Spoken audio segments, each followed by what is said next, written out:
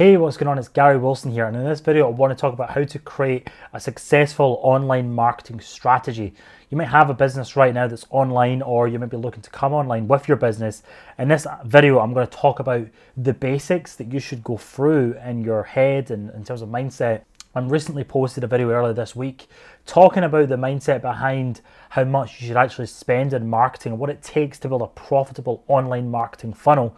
And in this video, I'm going to talk about more about what you actually need to do to create a marketing funnel and what some of the first ideas you should start with are if you're completely new to this, or if you're thinking about, what kind of website should I put up, what kind of ads should I put out, what should I actually do day one to get success and get the ball rolling to get my marketing campaigns to start to work. So the very first thing you need to get in your head is that you're not a genius, okay? You're not the guy sitting in the Apple store that fixes your iPhone. You're not a genius, okay? And this was the biggest mistake that I actually made when I first created, online marketing campaigns, is that I tried to reinvent the wheel. What I tried to do is I tried to come in and come up with unique ideas and unique ways and all these different things to try and beat out the competition.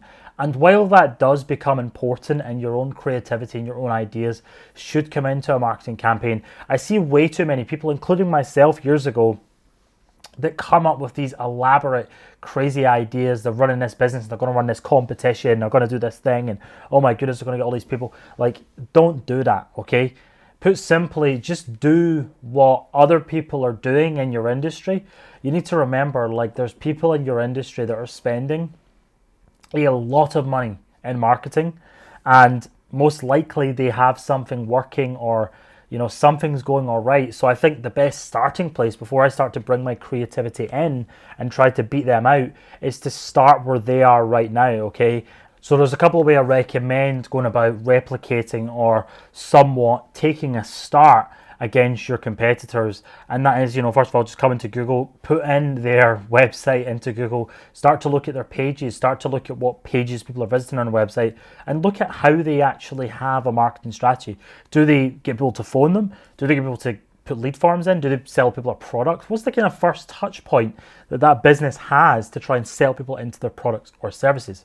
You can also come to Facebook's ad library, which is really, really awesome. This gives you really good transparency on pretty much anyone running ads on Facebook.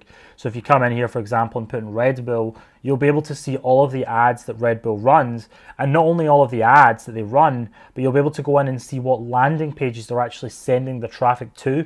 And that's going to give you, this is probably a foreign one here, but you can actually see exactly what strategy and what sort of marketing funnel and structure Red Bull are using in this example in order to attract new customers and new business in. I've been a criminal in the past, and I've even gone as far as to copy the web page structure of some of my competitors' landing pages just to get a head start, because I'm actually starting where they are.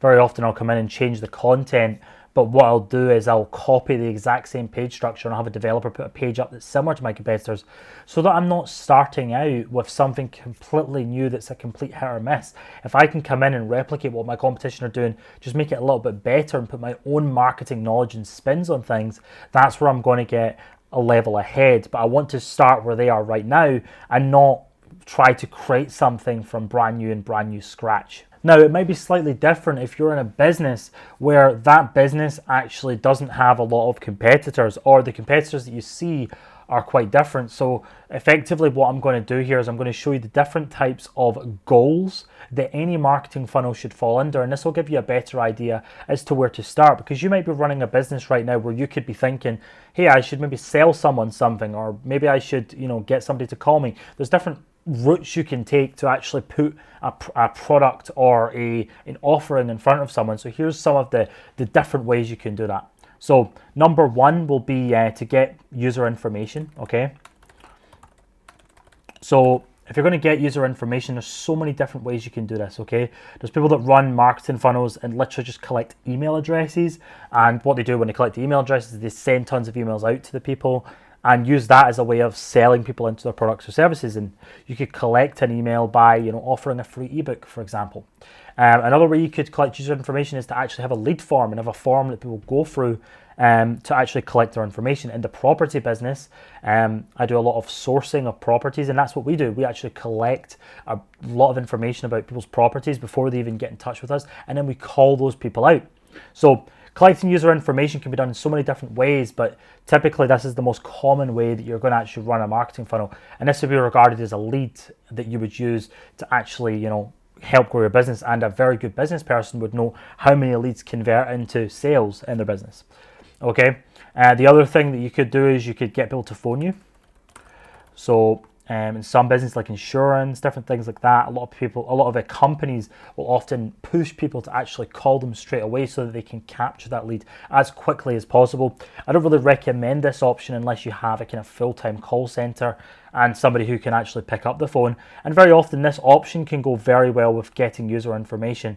In the past, a lot of people used to run a lot of phone campaigns, but people now tend to collect the user information because it's more trackable, and it's typically better from a marketing perspective to measure things if you're doing the collecting user information.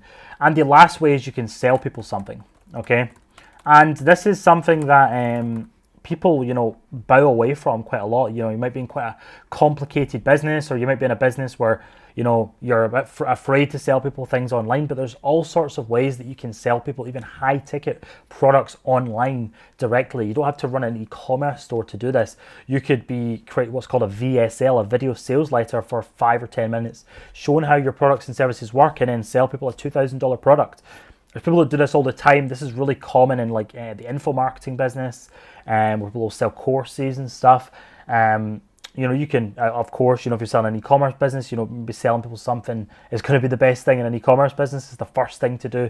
But really, when you're creating an online marketing strategy, you're trying to work out the best, the most important thing to capture.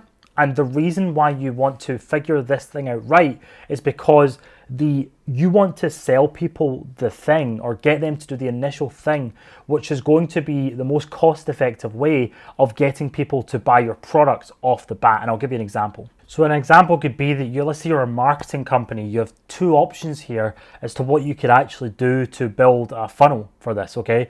So one of the things you could do is collect their lead information. So run an ad, try to collect leads, and then contact those leads to sell your marketing services.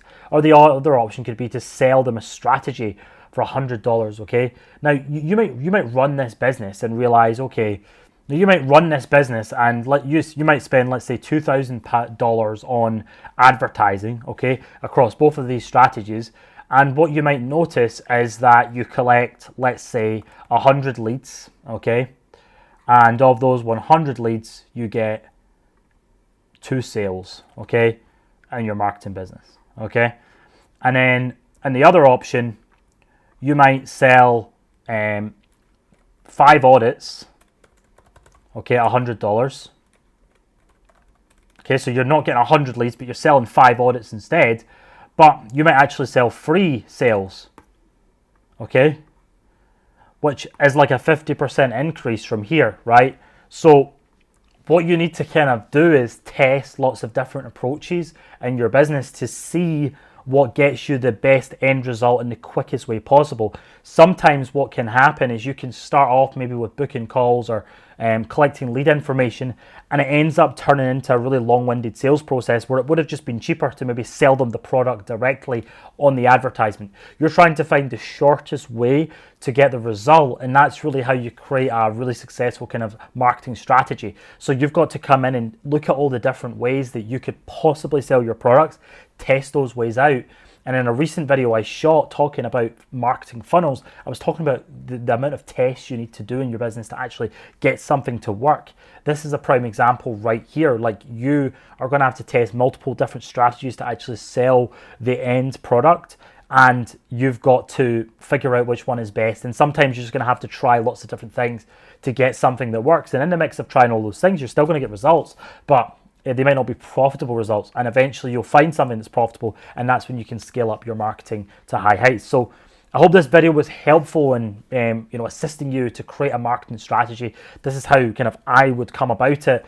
And when I'm coming into the online space and I'm looking to scale up an online campaign, you really want to have this understanding of the different approach you can have and what you should do. So hope this was useful. Make sure you like and subscribe if you haven't already, and I look forward to seeing you in the next video. Bye bye.